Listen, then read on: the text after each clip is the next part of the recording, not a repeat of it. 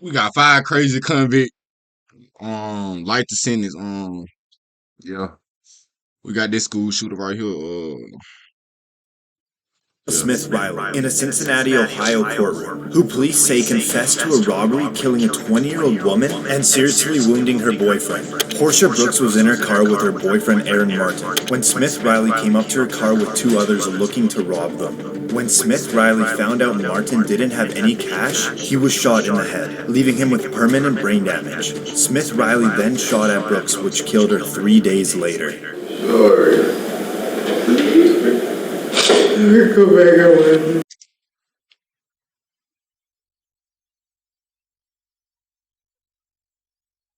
I know this nigga ain't in court after he killed somebody saying, I'm sorry. Hey. Hold on, hold on,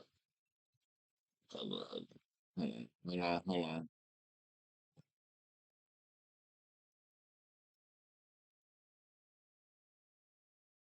This nigga in this bit looking like him.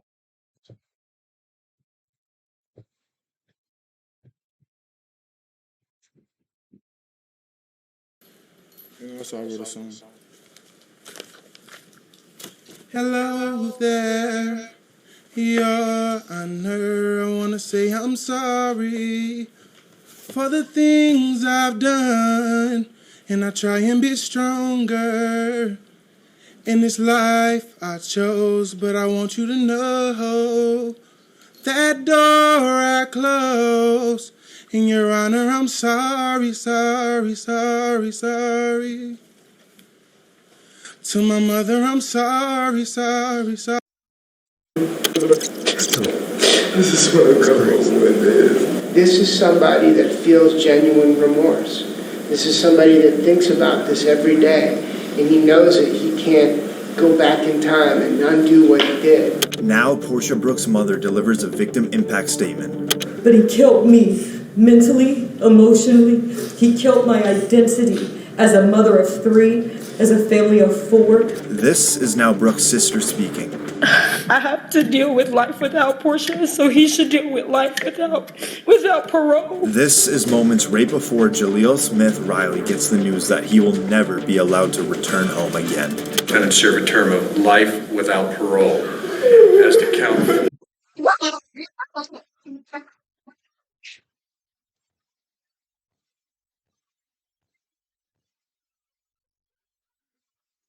Oh, hell no. Ain't no way, bro, just hit the new, bro. Nah, bro, fella, bro. Again. Defendant serve a term of life without parole. Look at this. Allowed to return home again. Defendant serve a term of life without parole. As to count 4 for the offense of attempted murder. I'm faking ass up, bitch.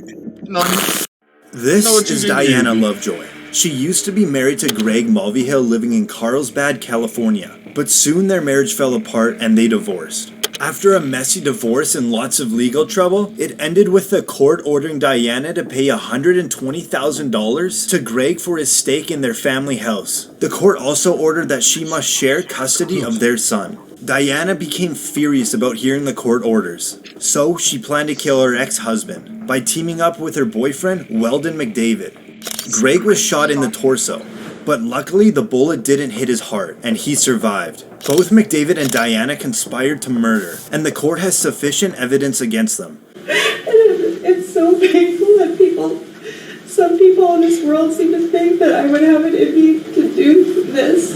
Interestingly, she fainted in court. She lowered her head down toward the defense table for a few seconds. Verdict. We, the jury, find the defendant, Diana Jean Lovejoy, guilty of the crime of attempted murder of Greg Mulvihill.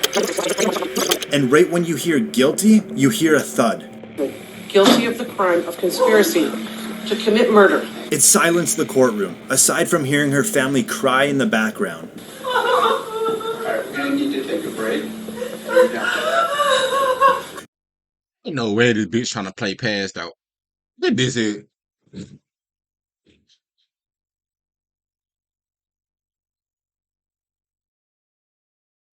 She then is brought onto the floor. That's And when medics bring her out, she still appears to be passed out. But doctors later found out she had only fainted. Weldon McDavid received 50 years to life in prison because he was the one that pulled the trigger. And Diana was sentenced to 26 years to Wow.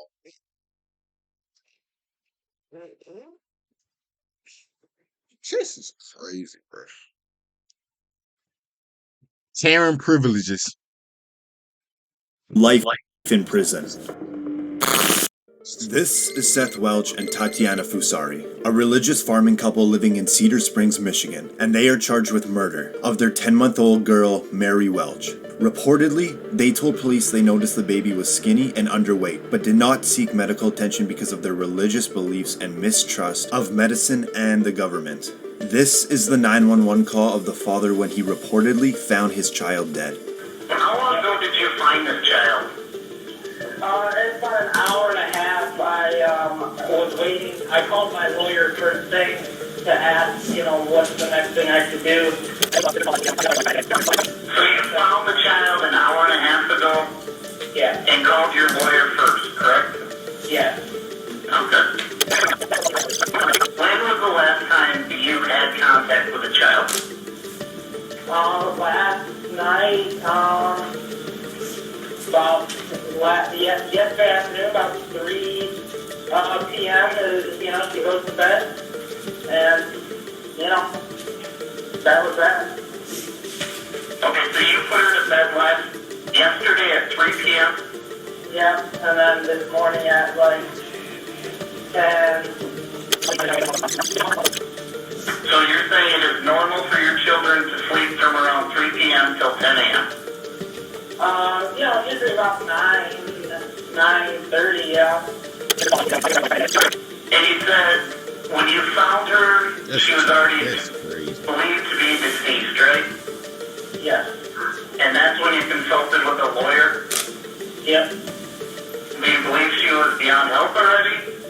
Oh, yeah, she was dead as a doornail.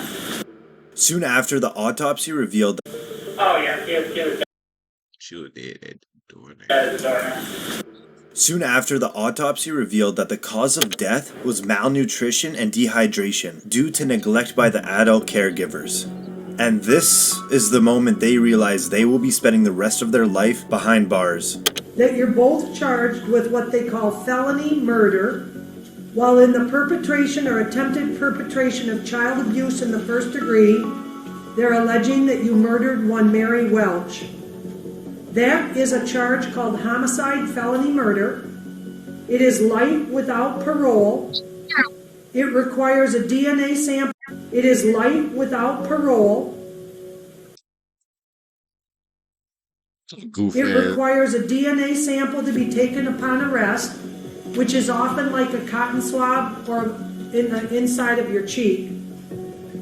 The second offense that you're both charged with is called child abuse in the first degree, where they're alleging you knowingly or intentionally caused serious physical harm to a child. They're talking about this Mary Welch.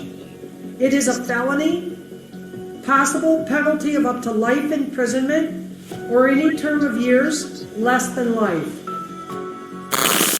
This is Ryan Stone, a Colorado man that went on She basically just told them they got like 300 years.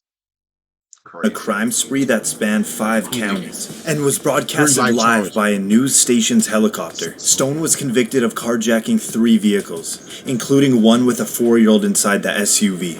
Authorities said when Stone sped away, he led police on a chase at speeds over 100 miles per hour. If we rewind here, you can just barely see a vehicle that Stone was driving clipping a trooper with the Colorado State Patrol as he was trying to play stop sticks. He ended up with serious injuries. You see Stone pull out another victim from their vehicle and drive off. He heads right into a busy intersection. And now, the chase is on foot. He books it off the road into a parking lot, running in between 2 buildings. As he slips on the ice, he loses his jacket. This goofy ass nigga, bro. What movie scene is this, bro? This ain't real. What movie scene is this? To a parking lot, running in between 2 buildings. As he slips on the ice, he loses his jacket. Now there's just a fence in his way, but nope, it's too high. Cops now close in and he finally surrenders. Stone is now in the county jail, but he believes he should be getting paid for his internet fame while bragging to his friends about the high-speed chase. Hey, did you know I made the news in the UK and Australia? What? Yeah, I get paid by YouTube.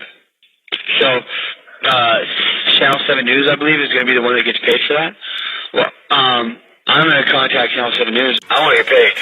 You guys are getting paid using my name and my video footage. During his opportunity to address the court about the recordings in jail, Stone blames it on emotional stress and the use of drugs. We are going through trial after that. It was a week and a half trial. Extremely stressful. One of the phone calls about seeming like I was bragging about making international news. What you was? Made fucking USA, fucking Russia, UK news. Nigga proud of going to jail. Yeah. That was within the first week of being arrested. Still coming off of drugs.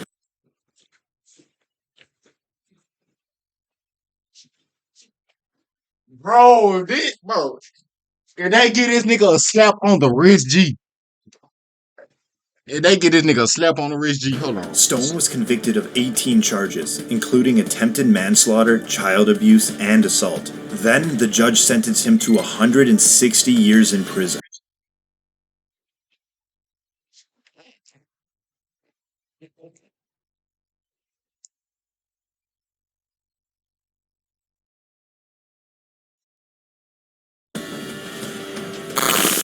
This is Esteban Carpio. The police were questioning him for the stabbing of an 85-year-old woman in Rhode Island. In the interview, This is Jason's son.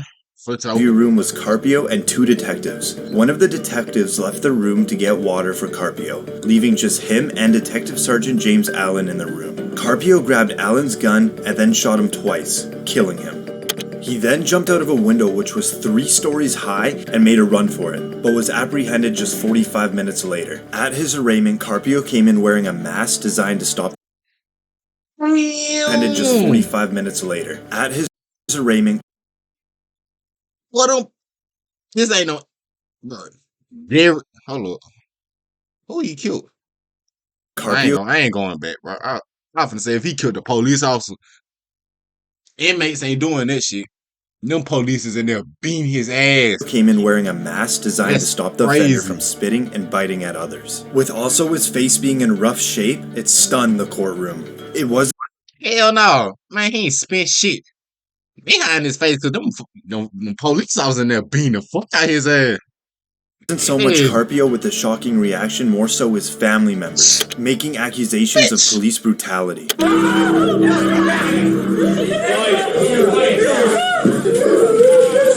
Step off. Not guilty! I'm not guilty! I'm not guilty, Steven! It's police brutality. He was mentally ill and he needed help and we couldn't get it. We tried and tried. And he didn't deserve this. An FBI investigation concluded that the police did not use excessive force and That's cow. That's cow. They took this motherfucker, but like with no cameras in. They probably took him in another cell. Shit, they took him somewhere and beat the fuck out his ass. that Carpio's injuries were sustained due to his jump from the 3rd floor of a building they let and struggle with inmates beat law his ass. enforcement. No cap. Every day, I face the facts of what I did and what happened. He was sentenced to life in prison without parole.